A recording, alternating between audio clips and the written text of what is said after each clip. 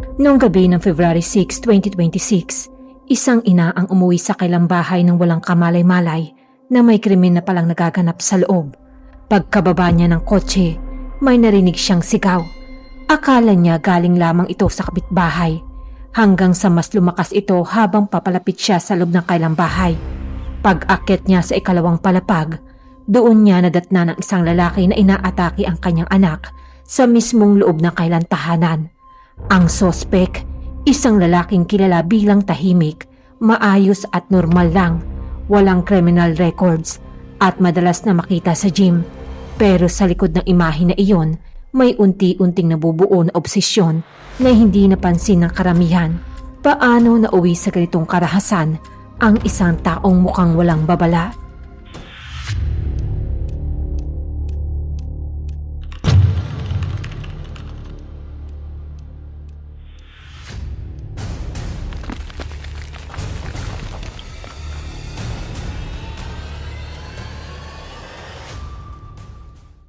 Noong February 6, 2026, bandang 6:40 ng gabi, ang 53 taong gulang na si Jade Lucy na karaniwang tinatawag na Jade ay nagmamanehong pauwi sa kanyang bahay. Siya ay isang school bus driver na may tungkulin na magsundo at maghatid ng mga bata, na may nakatakdang ruta papunta at pabalik sa paaralan at sa mga daycare center. Ang karaniwang niyang oras sa pagtatapos ng kanyang trabaho ay bandang 7:15 hanggang 7:20 ng gabi. Sa araw ngang iyon, dapat sana ay susunduin niya ang isang bata mula sa daycare center. Ngunit nagpadala ng huling mensahe ang ina ng bata na nagsasabing hindi ito pumasok sa daycare noong araw na iyon, kaya't hindi na kailangan pang sunduin. Dahil sa kanselasyon ito, nakauwi si Jade ng mas maaga ng mga 20 minuto kaysa sa karaniwan. Ang kailang bahay ay isang 2 palapag na gusali na matatagpuan sa Galo Branco District sa São Gonçalo, Brazil. Ang unang palapag ay garahe at tirahan din ng kanyang pamangkin. Ang ikalawang palapag naman ay kung saan siya nakatira kasama ang kanyang 20 taong gulang na anak na nagngangalang si Alana Rosa. Para makapasok mula sa kalsada, kailangang dumaan muna sa gate ng garahe at saka umakyat sa isang palihis na daan papunta sa ikalawang palapag ng tirahan. Ang ganitong disenyo ay karaniwang ang nagbibigay sa kanila ng pakiramdam ng seguridad. Sa mismong tapat ng kailang bahay, sa mas mataas na kaunting lugar, may nakatayong isang simbahang Katoliko. Ipinasok nga ni Jade ang kanyang sasakyan sa garahe. Sa sandaling isinara niya ang pinto ng kotse, may narinig siyang sigaw. Sa una, inakala niyang simpleng pagtatalo lamang ito ng mga kapitbahay. Naisip niya sa mga sandaling iyon siguro may nangyayari lang sa katabing bahay.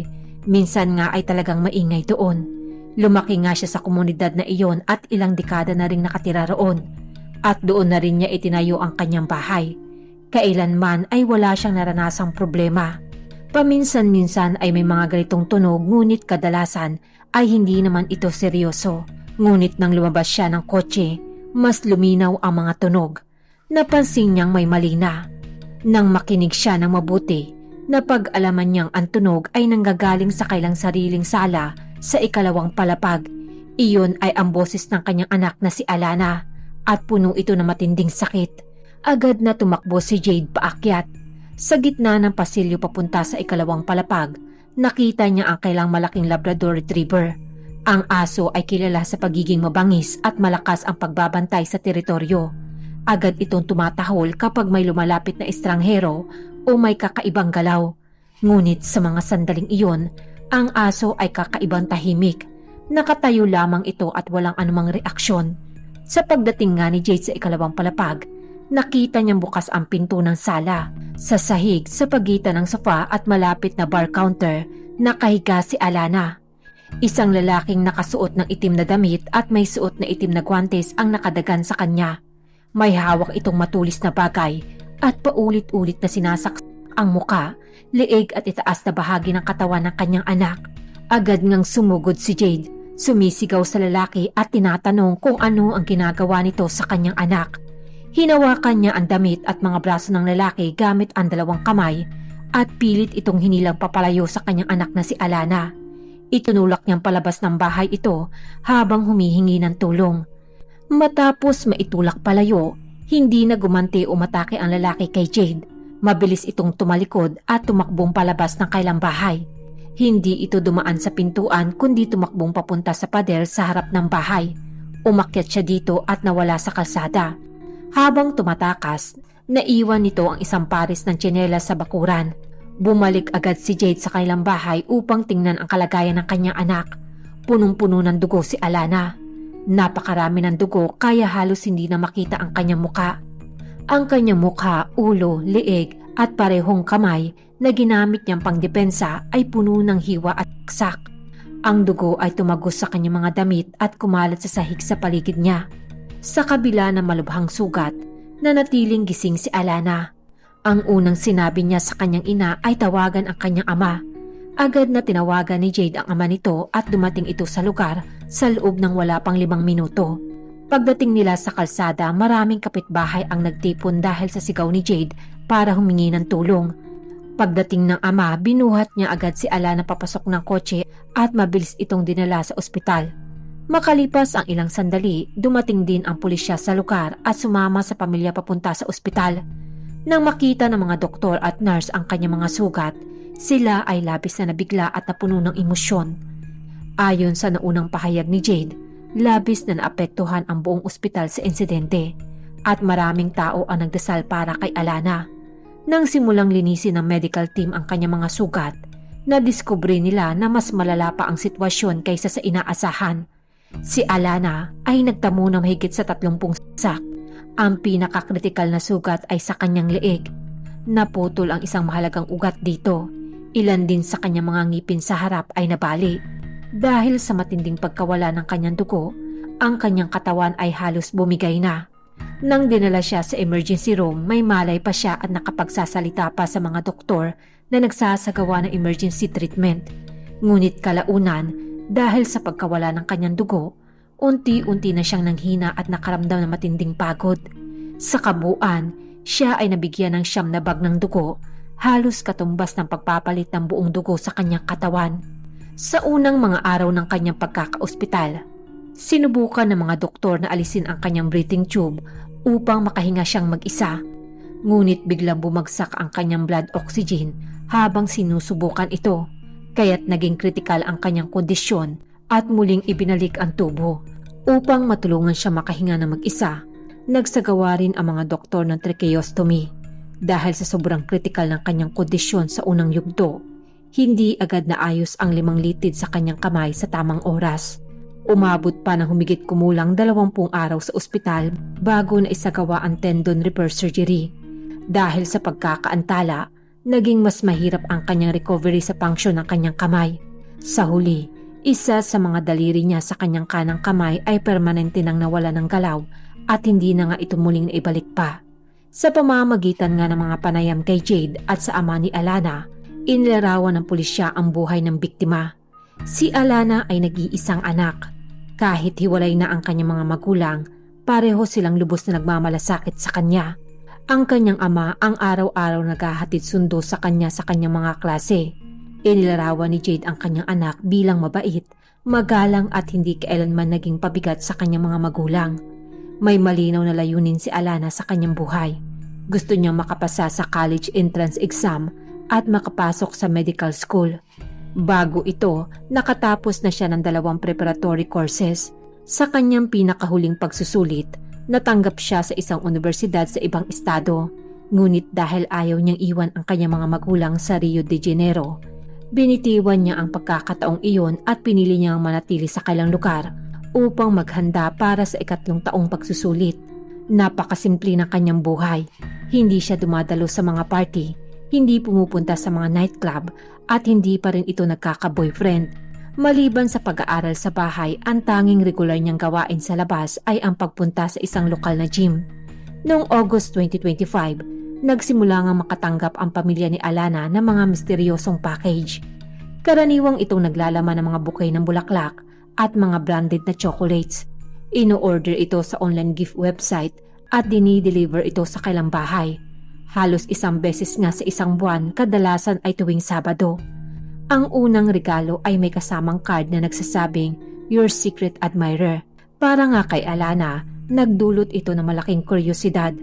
Napag-usapan nga nila ito ng kanyang mga kaibigan at iniisip kung maaring dati niyang kaklase sa high school o isang tao sa kanyang preparatory course ang nagpadala nito. Gayunpaman, ang kanyang inang si Jade ay naging napakaingat. Nung mga panahong iyon, may mga pampublikong usapan tungkol sa mga insidente ng pagkalason, kaya't binalaan nga ni Jade ang kanyang anak na huwag kakainin ang mga tsokolate dahil hindi naman niya alam kung sino ang nagpadala nito. Sinunod naman nga ni Alana ang payo ng kanyang ina.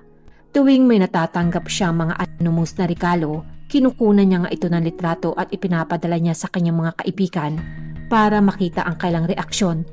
Pagkatapos ay itinatapon niya ang lahat ng pagkain pati na rin ang mga bulaklak. Hindi nga ito binigyan pang pansin ni Alana. Sa mga sumunod na buwan, nagpatuloy ang anonymous na padala 4 na beses sa kabuuan. Sa psikolohiya na pananaw, ang ganitong pattern ay nagpapakita ng maagang sinyalis ng stalking at one-side surveillance. Ipinapakita nga na nagpadala na alam niya ang tirahan ng biktima at binabantayan siya nito. Pagkatapos ay dumating ang December 22, 2025 bago magpasko nang dumating ang ika-5 regalo. Sa pagkakataong ito may bago. Hindi na anonymous ang card. Ibinunyag nga na nagpadala ang kanyang pagkakakilanlan. Nakasaad dito ang mga katagang, gusto kong gamitin ang pagkakataong ito sa pagtatapos ng taon upang sabihin sa iyo na iniisip kitang palagi. With love, Felipe from Jim. Nagulat naman si Alana at ang kanyang pamilya sa pangalang ito. Nakita na nga ni Alana ang lalaking ito sa gym. Nag-iihersisyo siya doon at palakaibigan sa iba. Magalang rin ito sa lahat. Ngunit, kailanman ay hindi sila nakapag-usap ng dalawa. Sa gym lagi lamang nakatuon si Alana sa kanyang pag-iihersisyo. Nahihiya pa nga siya kapag binabati siya ng may-ari. Si Felipe naman ay isang estranghero lamang na nag-e-exercise sa parehong oras. Tungkol sa kung paano nalaman ni Felipe ang pangalan at tirahan ni Alana, kalaunan ay natuklasan ng mga investigador na nalaman ni Felipe ang pangalan ni Alana sa pamamagitan ng mga kababaihan sa gym. Tungkol naman sa kanyang address, malamang ay sinundan niya si Alana nang umalis ito sa gym upang tiyakin kung saan ito nakatira. Dahil napakalapit lang kailang mga bahay, ilang minutong lakad lamang ang pagitan. Bukod pa rito, sinubaybayan din niya ang Instagram account ni Alana, kung saan siya ay kumukuha pa ng mga karagdagang impormasyon tungkol sa dalaga. Sinabi ni Alana sa kanyang mga magulang ang sitwasyon at humingi ito ng payo kung paano ito haharapin. Matapos nga nilang mag-usap, naniwala ang kanyang mga magulang na dahil ibinunyag na nga ng lalaki ang kanyang pagkakakilanlan, mas mabuting sagutin ito na magalang, ngunit may malinaw na pagtanggi nang hindi siya pinapahiya. Dahil hindi nga nila alam kung ano ang psikolohikal na kalagayan ng binata. Ang layunin nga ay manatiling magalang hanggat maaari. Sa mismong araw na iyon, nagpadala si Alana ng direktang mensahe kay Felipe sa social media. Ang mensahe ay magalang at malinaw. Nakasaad sa mensahe ang mga katagang, "Hello Felipe, natanggap ko ang iyong regalo. Salamat sa iyong pag-aalaga at kabaitan. Mukha kang mabait at mabuting tao. Ngunit sa ngayon ay nakatuon ako sa aking mga layunin sa pag-aaral at wala akong oras para sa iba pa. Merry Christmas." Malinaw ngang ipinahayag ng mensaheng ito ang kanyang pagtanggi sa anumang romantikong relasyon habang pinapanatili pa rin niya ang dignidad ng kausap. Pagkalipas ng humigit kumulang 2 oras, sumagot si Felipe. "Hello Alana, good evening. Natutuwa ako na nagustuhan mo ang mga bulaklak. Naramdaman ko rin na mahalagang malaman mo na ako ang nagpadala ng mga regalo. Ikaw ay isang mabait na babae. Kung papayag ka, gusto ko sanang maging magkaibigan tayo. Naway matupad mo ang lahat ng iyong mga pangarap. Merry Christmas sa iyo at sa iyong pamilya. Ipinapangako ko na ito na ang huling beses na magpapadala ako ng mga regalo." Sa mga sumunod na buwan, tila bumalik sa normal ang lahat. Wala nang bagong regalo ang dumating. Nakikita pa rin ni Alana at ng kanyang ina si Felipe sa gym, ngunit hindi na nga siya lumalapit sa kanila. Tanging magalang na tango lamang ang ginagawa nito kapag nakakasalubong sila. Noong February 2026, habang papalapit ang simula ng kanyang preparatory classes, binago ni Alana ang kanyang schedule sa gym. Sa halip na sa umaga kasama ang kanyang ina, nagsimula siyang pumunta roong mag-isa bandang 5 p.m. dahil kailangan niya nga mag-aral sa umaga sa kanilang bahay. Minsan, tinanong pa nga siya ni Jade kung ihahatid siya sa gym, ngunit sinabi nga ni Alana na maaapektuhan nito ang schedule ng trabaho ng kanyang ina at kaya niya namang maglakad na mag-isa. Pagsapit ng February 4, lumapit si Felipe kay Jade sa gym at tinanong kung nasaan si Alana. Sumagot naman si Jade at sinabing nasa bahay lamang ito. Nung gabi ngang iyon, habang mag-isa si Alana sa bahay, nakarinig siya ng galaw sa kanilang bakuran. Nang tumingin siya sa labas, nakita niyang isang ulo ng tao na umaangat sa ibabaw ng pader. Sinusubukang sumilip sa loob at akmang aakyat.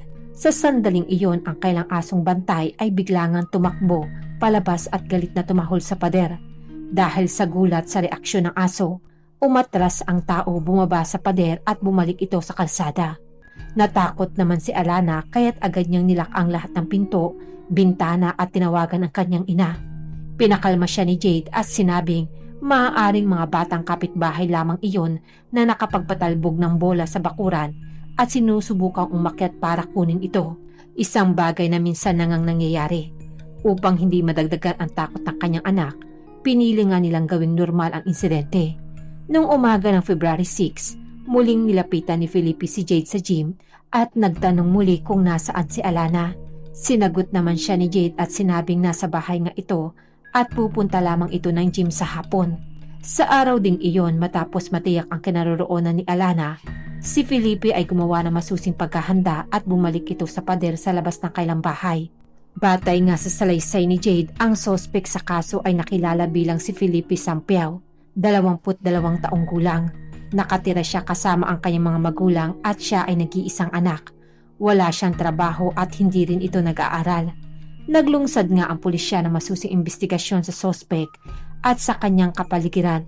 Lumabas sa investigasyon na sa komunidad, si Felipe ay palaging nakikita bilang isang magalang, inosente at hindi mapanganib na ordinaryong binata.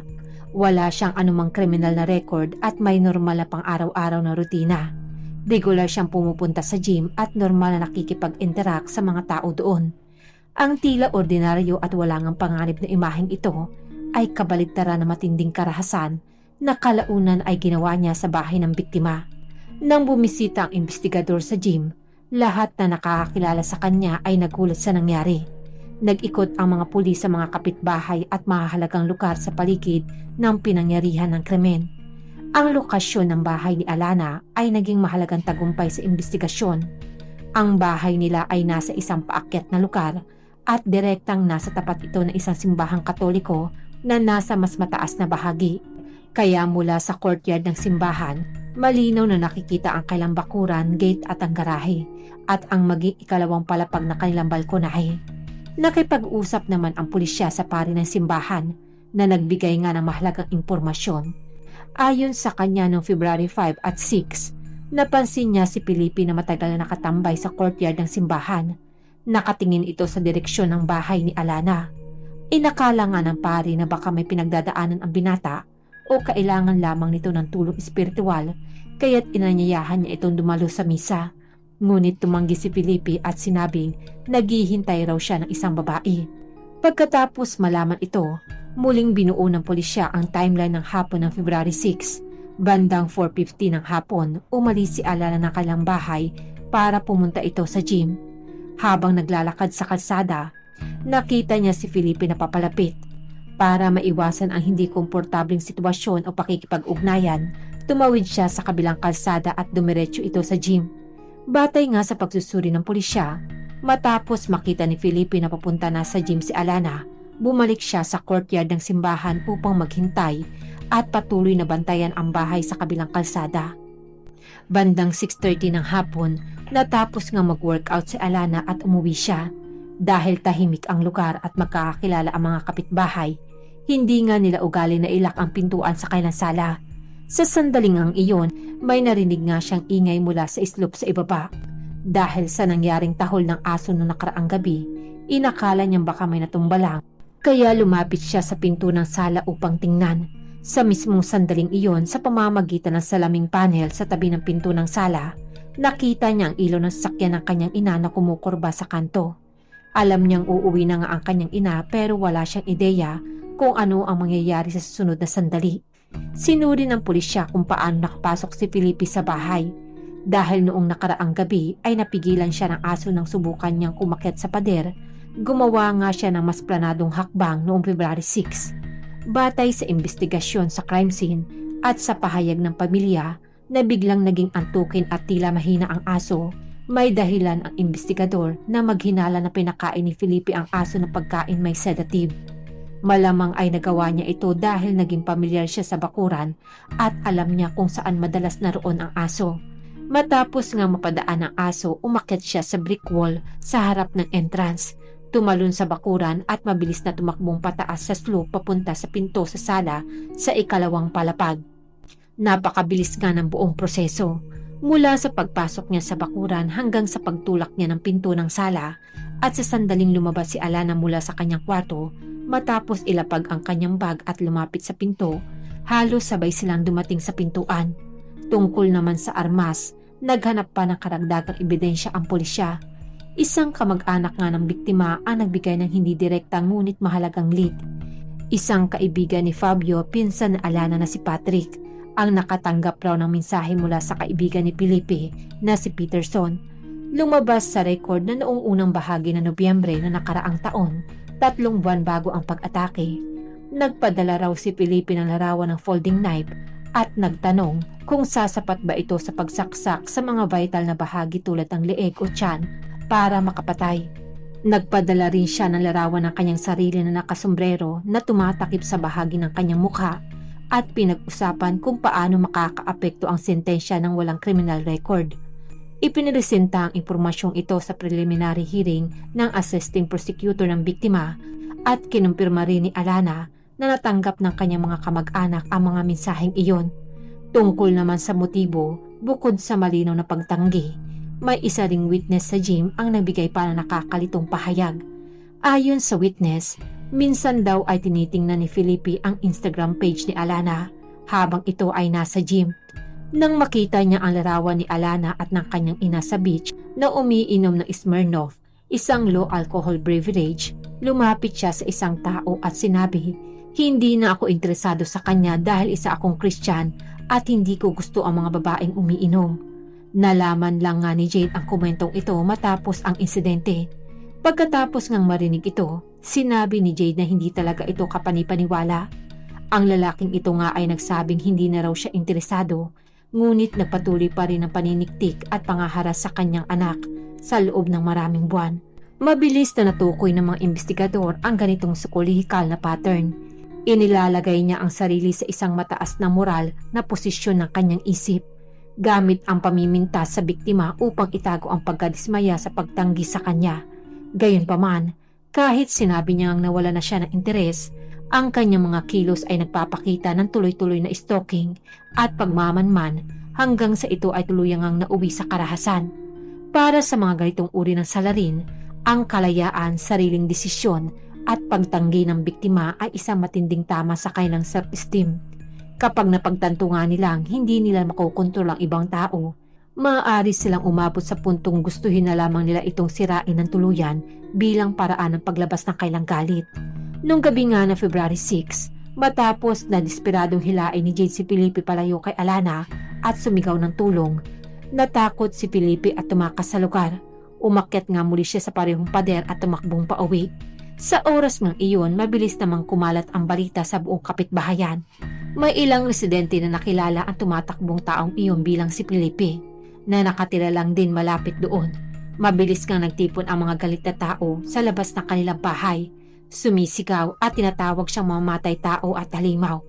Lumala agad ang tensyon at halos pasukin nga ng mga tao ang bahay nila para gumanti ng marahas. Sa loob nga ng kailang bahay, si Felipe ay litong-lito. Sugatan ang kanyang braso dahil sa insidente at ang kanyang damit ay puno ng dugo ng biktima. Inamin niya nga sa kanyang ama na nakasakit siya ng isang babae at sinabing hindi niya raw alam kung anong kanyang ginawa. Ang kanya namang ama ay natakot at agad na tumawag sa kanyang ina. Bumalik ang ina ni Felipe kasama isang babaeng pastor na nagsimulang magdasal para sa kanya sa loob ng kwarto. Habang lumalakas nga ang sigawan sa labas, natakot ang kanyang ina. Upang maprotektahan naman ang kanyang anak mula sa posibleng pag-atake ng mga tao, tumawag siya ng pulis. Mabilis naman dumating ang pulis sa lugar. Upang protektahan ang sospek at kontrolin ang sitwasyon, binuksan ng pulisya ang daan sa gitna ng mga nagagalit na tao. Iniskortan nila si Felipe palabas ng bahay at isinakay sa police car. Sa police station, isang mabigat na eksena ang naganap.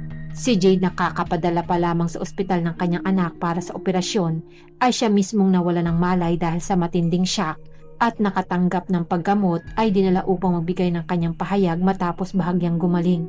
Sa hallway, nakasalubong niyang ina ni Felipe. Nilapitan siya ni Jade at ipinakilala ang sarili bilang ina ng batang sinaksak ng kanyang anak. Sumagot ang ina ni Felipe ng malamig na wala raw siyang alam sa buhay ng kanyang anak. Naramdaman naman ni Jade ang labis na galit at kalituhan at nagtaka siya kung paanong hindi malalaman ng isang ina ang pang-araw-araw na buhay ng kanyang anak na kasakasama niya sa isang bahay. Sa harap nga nito, wala man lamang paliwanag na ibinigay ang ina. Tumalikod lamang ito at nanatiling tahimik.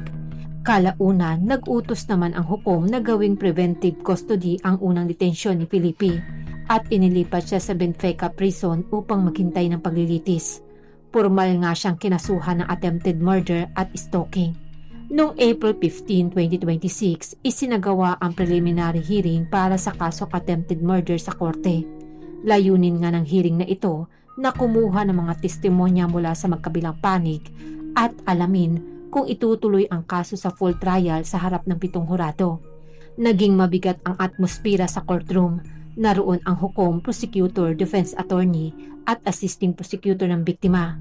Matapos ang mahigit 2 buwang gamutan, si Alana kahit may malubhang epekto pa rin sa kanyang mga kamay, ay pinilit ngang humarap sa korte upang tumistiko. Nagsimula ang hearing sa pagtatanong sa suspect na si Felipe. Ipinaalam sa kanya ng hukom ang kanyang karapatang manahimik, ngunit matapos kumonsulta sa kanyang abogado, pinili niya magsalita. Nang tanungin siya tungkol sa mga pangyayari nung araw na iyon, sinabi ni Felipe na nagising na lamang raw siyang malungkot at balisa. Sa umaga pumunta nga siya sa gym gaya ng dati, kung saan nakita niya ang ina ni Alana at sila ay nagbatian at nanggitian. Matapos nga niya mag-ehersisyo, umuwi siya para maligo at kumain at nagpalipas ng hapon kasama ang kanyang mga magulang. Kalaunan, sinabi niya na nakaramdam raw siya ng matinding kagustuhan na makita si Alana. Naghintay siya sa simbahan at nakipag-usap pa sa ilang mga kabataan doon. Nang bumalik nga si Alana, lumapit siya sa pinto nito at tinawag ang dalaga. Ayon sa kanya, tinawag niya ito ng 3 beses habang tuloy-tuloy ang tahol ng aso. Sa ikatlong beses, lumabas raw si Alana at tinanong siya nito ng pagalit, "Ano bang gusto mo?" Habang tuloy-tuloy nga ang tahol ng aso. Sinabi niya nga sa dalaga na gusto lamang niya raw itong makausap at humingi nga siya isang basong tubig. Pero tumanggi raw ang dalaga. Ayon pa nga sa kanya, sinagot siya nito ng Brazilian na slang na ang kahulugan ay tumingin ka sa salamin, na may tono nga raw ng pangmamaliit. Pagkatapos nga raw noon, hindi na nga raw niya alam ang nangyari. Umakyat nga raw siya sa pader na iyon at pagkatapos ay hindi niya na nga maalala ang kanyang ginawa. Ang tanging naalala niya raw ay nang pumasok nga si Jade sa bahay nito at nakita niya ang sarili niya na puno ng dugo. Sugatan ang kanyang braso, nanginginig. Pagkatapos ay itinulak raw siya ni Jade at sinabihang umalis na raw siya na kailang bahay. Tungkol nga raw sa armas, sinabi naman ni Felipe na maliit lang daw itong folding knife na nakakabit sa kanyang keychain. Matagal niya na raw itong binili sa isang locksmith shop at lagi niya nga raw itong dala sa kanyang bulsa. Itinanggi niya rin na ito ay inihanda niya para pumatay at sinabi na pagkatapos nga niyang tumakas, na wala na raw ang kutsilyo at hindi niya na nga maalala kung saan niya ito inilagay. Nang tanungin naman siya tungkol sa kondisyon niya sa kulungan, sinabi ni Felipe na sumasailalim siya sa psychological evaluation. Ayon sa kanya, nakakaranas raw siya ng matinding anxiety, hindi makatulog sa kanyang selda, palagi nga raw siyang paikot-ikot sa maliit na espasyo, at minsan ay kinakausap ang sarili, hanggang sa napansin na nga rin ito ng ibang preso. Inilahad niya nga ito sa korte na tila patuloy na pagkakaroon ng mental health issue. Pagkatapos, tumistigo naman si Alana. Direkta niya namang pinabulaanan ang mga pahayag ni Felipe tungkol sa paghingi nito ng tubig at umano'y pag-iinsulto. Maliwanag niya ngang sinabi na hindi siya lumabas ng kailang bahay at walang kahit anumang pag-uusap na nangyari sa pagitan nila. Ang kwento nga ni Felipe ay kawa-gawa niya lamang. Nang tanungin siya ng abogado ng depensa kung ano ang tingin niya sa motibo, sinabi ni Alana na para sa kanya ay malinaw ang dahilan dahil tinanggihan niya nga si Felipe at hindi siya pumayag na pumasok sa isang romantikong relasyon. Sa preliminary hearing na ito, mas naging malinaw ang mga pangyayari. Sinubukan nga ng suspect na gamitin ang mga sinasabing mental instability at pagkawala ng alaala upang umiwas sa pananagutan sa attempted premeditated murder.